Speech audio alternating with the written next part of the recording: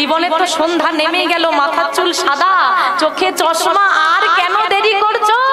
ওই বেলা যত গড়াবে, অন্ধকার যত নামবে, তত ধীরে ধীরে ধীরে ধীরে আমরা সেই নিশ্চিত ঘুমের কোলে ঢলে পড়বো।